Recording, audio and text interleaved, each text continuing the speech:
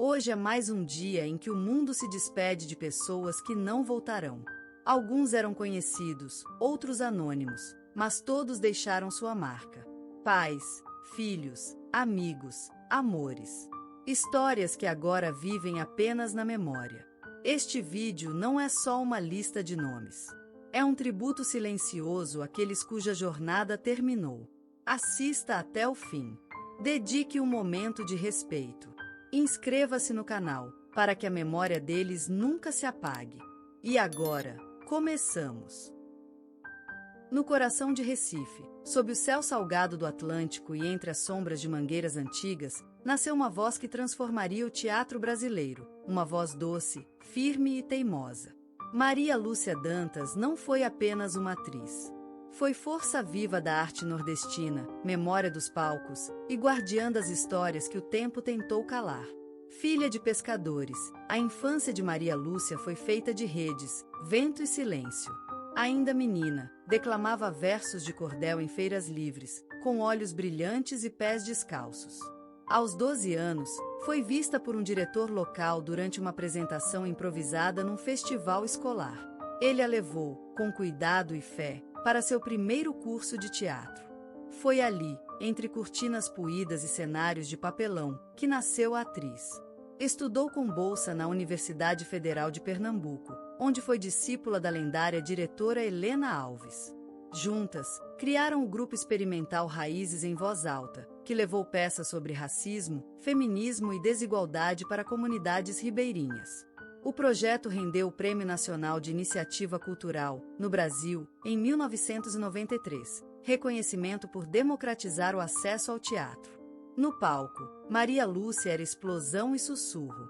Seu monólogo Mulher de Areia correu o país por quase 10 anos. Em 2008, recebeu o título de atriz emérita pela Associação Brasileira de Teatro, por sua interpretação da peça A Seca que Habita em Nós, considerada uma das atuações mais pungentes já vistas no sul do país.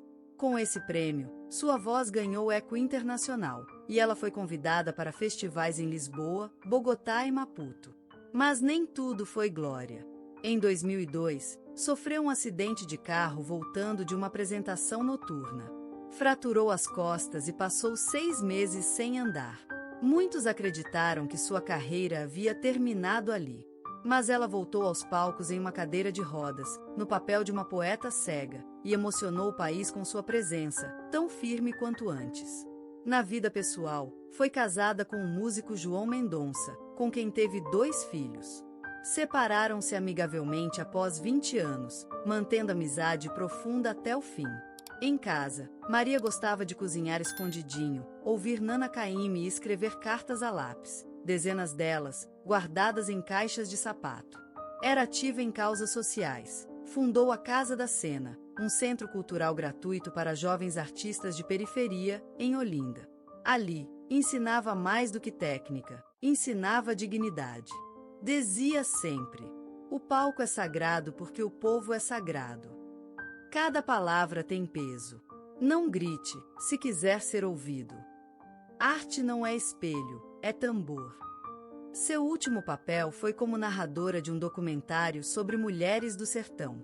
A última entrevista, gravada na varanda de sua casa, terminou com um sorriso e uma frase: ainda estou no primeiro ato do que virá depois de mim. Faleceu em paz, cercada por filhos, ex-alunos e amigos, no mesmo bairro onde nasceu. O céu naquele dia tinha o mesmo tom azul das suas roupas de cena. Hoje, seu nome ecoa em teatros, salas de aula e memoriais. Mas sua verdadeira herança vive na coragem de meninas que, como ela um dia foi, sonham em declamar o mundo com o próprio corpo. Maria Lúcia Dantas deixou não apenas lembranças, mas uma era inteira encarnada em seus escritos, ideias e alunos. No sertão da Paraíba, onde o sol molda os contornos da terra e o silêncio conversa com os ventos, nasceu um menino franzino chamado Antônio Ricardo Nogueira, que viria transformar a ciência agronômica do Brasil e das Américas. Filho de agricultores analfabetos, Antônio cresceu entre enxadas e livros usados que encontrava no lixo escolar. Aos 11 anos, aprendeu a ler com a vizinha aposentada, Dona Filomena, que lhe emprestou um dicionário velho e uma cadeira na sombra. A partir dali, devorava tudo, do almanaque ao manual de botânica. Determinou-se a estudar agronomia após ver sua mãe perder a plantação inteira por causa de uma praga desconhecida. Com esforço sobre-humano, entrou na Universidade Federal de Campina Grande, onde passou fome, limpou salas e foi estagiário voluntário. Ali, começou sua obsessão: criar soluções sustentáveis para o pequeno agricultor do semiárido. Aos 34 anos, lançou o projeto Solo Vivo, que introduziu técnicas de biofertilização adaptadas à caatinga. O programa, abraçado por cooperativas do Nordeste, rendeu a ele o Prêmio Nacional de Inovação Rural em 2002, Brasil. O reconhecimento colocou seu nome entre os mais respeitados da agronomia latino-americana. Mas nem tudo foi consagração. Em 2007, foi acusado injustamente de fraude em uma pesquisa com financiamento internacional. Passou 2 anos afastado da universidade, enfrentando depressão e desconfiança pública. Ao fim, foi absolvido e voltou à docência mais maduro, mais contido, mas ainda mais brilhante. Na vida pessoal, foi casado com a professora de história Marlene Batista, com quem teve uma filha e um filho. O casal viveu altos e baixos, crises financeiras, perdas familiares, mas cultivou o amor como quem cuida da terra, com paciência e fé. Aos domingos, Antônio adorava caminhar entre as árvores frutíferas que plantou com as próprias mãos, ouvindo Luiz Gonzaga em volume baixo. Foi mentor de centenas de jovens da zona rural, criando o Círculo Verde, um coletivo de formação científica popular. Em 2015, recebeu o título doutor honoris causa pela Universidade de Lisboa, por sua contribuição à preservação agrícola do semiárido. A cerimônia foi marcada por aplausos longos, olhos marejados e a citação de sua frase mais célebre: "A terra não é muda. Só precisamos aprender a escutar." Em sua última entrevista, publicada em uma revista regional, disse com serenidade: "Não quero estátuas. Quero que plantem umbuzeiros onde eu passar." Faleceu discretamente, aos 72 anos, em sua casa simples, cercado pela família e amigos. Morreu no mesmo chão onde aprendeu a andar descalço. E no quintal, naquela manhã, uma flor do mandacaru floresceu fora de estação. Antônio Ricardo Nogueira deixou não apenas lembranças, mas uma era inteira encarnada em seus escritos, ideias e alunos.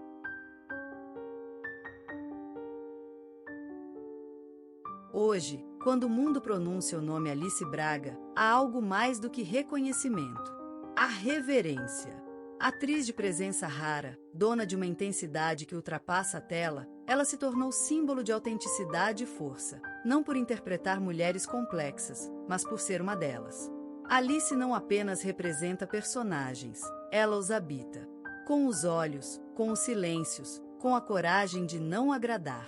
De Cannes aos Triamins globais, de protagonistas ferozes a figuras silenciosas, Alice é a luz que não se impõe, ela revela. Mas antes da atriz internacional, antes da mulher de fala firme e alma inquieta, houve um quarto em São Paulo, onde Alice Braga Moraes nasceu em 15 de abril de 1983. Um bairro comum. Uma casa que cheirava a café coado e sabonete de alfazema. Na sala, um disco da Gal Costa girava lentamente, e pela janela entrava o cheiro da rua quente, misturado ao som distante das buzinas e da vida. Filha da atriz Ana Braga, sobrinha da consagrada Sônia Braga, Alice nasceu rodeada de histórias. Mas naquele tempo, ainda não sabia o peso nem a bênção disso. Era apenas um bebê de olhos grandes demais para o rosto pequeno, que escutava a voz da mãe como quem escuta a primeira melodia do mundo. Uma voz que lia poemas em voz alta, que cantava enquanto penteava o cabelo dela, que murmurava conselhos mesmo quando ela dormia. As paredes da casa estavam sempre cobertas de livros, cartazes de filmes antigos e um perfume constante de papel amarelado misturado ao incenso de jasmim. Às vezes, quando o sol batia de certo jeito na cortina da janela, desenhava no chão formas mágicas. E era ali, sentada com uma boneca de pano no colo, que Alice criava mundos. Falava sozinha, dava nomes novos às sombras, e achava que os objetos sussurravam segredos para quem soubesse ouvir. A sua primeira memória não era um rosto, mas um som, o riso de sua mãe ao telefone. Aquele riso franco, desarmado, cheio de uma tristeza antiga que se disfarçava em alegria. E talvez tenha sido nesse som que Alice aprendeu o poder da emoção. De que chorar e sorrir, no fundo, são irmãos siameses, e que a arte nasce exatamente aí, na linha tênue entre um e outro. À noite, quando o mundo silenciava, ela tinha medo do escuro. Achava que as sombras nas paredes eram monstros. Mas foi nesses medos que nasceu sua imaginação. Em vez de fugir, ela falava com os monstros. Fazia acordos. Dava a eles voz, nome, história. Transformava o medo em narrativa. E o silêncio da madrugada se enchia de vida, uma vida só dela. A sua boneca favorita chamava-se Estrela. Já sem um olho, com os cabelos de lã embaraçados, era sua confidente. Era para ela que Alice dizia seus segredos mais profundos, que queria ser atriz, mas não sabia se podia, que amava as histórias que sua mãe contava, mas tinha medo de nunca ser tão boa quanto ela, que sentia algo dentro de si que ainda não sabia nomear, um brilho, talvez, ou uma ferida. Assim foi sua infância, um cenário simples onde o extraordinário era interno. Onde o palco era o sofá da sala, a plateia era o avô cochilando na poltrona, e o aplauso vinha do próprio coração, que batia forte toda vez que ela ousava ser alguém além de si mesma. Alice não nasceu pronta. Ela nasceu sensível. E é nessa sensibilidade que morava sua grandeza. Ainda menina, já compreendia que o mundo era vasto demais para ser explicado. Que a dor dos outros podia ser sentida. Que a beleza estava nos detalhes. No fio de cabelo branco da avó, no barulho do portão velho, na lágrima contida de um estranho no metrô. Ali, na infância que cheirava goiaba madura e fita VHS, nascia o embrião da artista. Não por destino, nem por herança, mas por escuta. Porque Alice sempre ouviu o mundo com mais atenção do que a maioria. E é assim que nascem os grandes intérpretes, não falando, mas ouvindo. Não sendo vistos, mas vendo. Essa é a menina que o mundo não conheceu, mas que vive, ainda hoje, em cada gesto contido, em cada fala pausada, em cada olhar que Alice Braga entrega às câmeras. A menina que um dia se perguntou se era possível ser ela mesma, e descobriu que ser ela era exatamente o que o mundo precisava. Alice crescia com a sensação de que havia algo dentro dela que não cabia nos dias comuns. Na escola, enquanto a maioria dos colegas falava sobre moda, festas ou futebol, ela rabiscava frases soltas no caderno de matemática. Pequenas poesias. Diálogos que nunca existiram. Perguntas sem resposta. Não era por arrogância nem desinteresse, era por excesso. De sensibilidade. De percepção. De escuta. Ela andava pelos corredores com o corpo presente, mas os olhos vagavam por outros mundos. Um dia, a professora chamou de distraída. Outro, disseram que era esquisita. Essas palavras doíam como pequenas facadas silenciosas. Mas ela aprendeu a sorrir, a se calar. Guardava tudo, como se sua pele fosse casca e dentro dela, uma tormenta. Foi na adolescência que o conflito começou a doer de verdade. O espelho virou inimigo. O corpo parecia estrangeiro. A alma, clandestina. Alice se via dividida entre ser aceita e ser verdadeira. Entre pertencer e existir. E no meio disso tudo, o palco da escola se tornou seu único abrigo. Era no teatro escolar, com figurinos improvisados e holofotes de papel celofane, que ela respirava fundo. Lá, enfim, podia ser outra. Ou ser ela mesma, mas em outro tom. Ali, onde a timidez virava força e o medo se transformava em intensidade, Alice descobriu que o mundo podia ser moldado com palavras, gestos, olhares. Na plateia, ninguém zombava.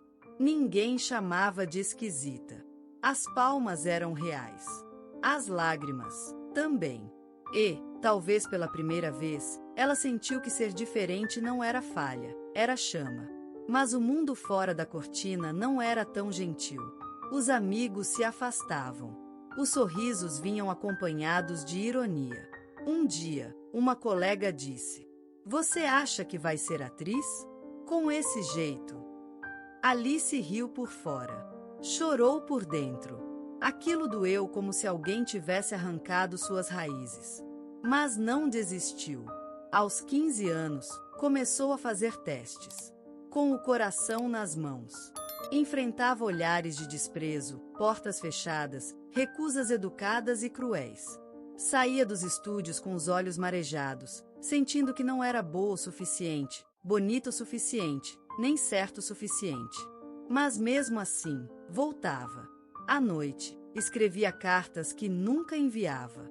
Cartas para Deus, para a mãe, para ela mesma. Pedia forças. Pedia paciência. Pedia só uma chance. Uma chance de mostrar que aquilo não era vaidade, nem capricho, era fome de expressão. Era urgência de ser útil ao mundo, de contar verdades escondidas, de tocar o coração de alguém, mesmo que por segundos. O primeiro grande show aconteceu como um relâmpago, rápido, luminoso, impossível de esquecer. Luan subiu ao palco com as mãos geladas e o coração batendo como se quisesse fugir do peito. O público gritava seu nome. Centenas de vozes fundidas numa só vibração que o envolvia como um abraço ansioso, como se o mundo dissesse: chegou sua hora. Nos bastidores, Luan sentou-se sozinho por alguns minutos.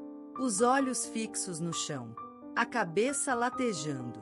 O sucesso não era só brilho, era peso, era cobrança, era dúvida ecoando: será que foi bom o suficiente?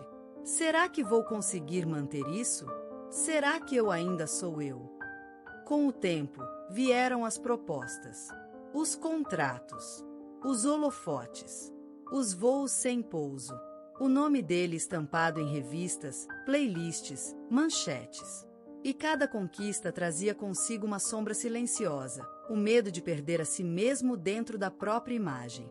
Luan era grato, claro, mas havia dias em que acordava sem reconhecer o rosto no espelho. Sorrisos forçados, noites sem sono, decisões que ele não sabia se eram suas ou dos outros. E no meio de tudo isso, perdeu pessoas. Amigos que se afastaram. Amores que não resistiram ao fardo da visibilidade. Teve dias em que se sentiu mais só do que quando não era ninguém. Foi para o interior. Sem telefone, sem equipe, sem compromissos. Apenas ele, um caderno e um violão. Dormia ouvindo o vento. Escrevia como se estivesse curando feridas antigas. Chorava em silêncio. Ria de lembranças que ninguém mais lembrava. E pouco a pouco, reaprendeu a respirar. Ali, longe do barulho, ele descobriu algo essencial. O sucesso que vale é aquele que não te faz esquecer de quem você é. Que não apaga o menino que cantava com os pés no chão de terra. Que não sufoca o sonho com expectativas alheias. Quando voltou, voltou diferente.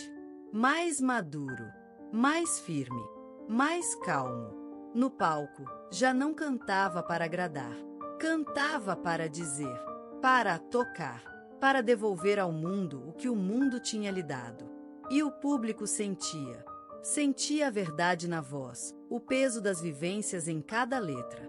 Porque agora ele não era apenas um ídolo, era um homem inteiro, com cicatrizes, medos e uma chama que nenhuma dor conseguiu apagar.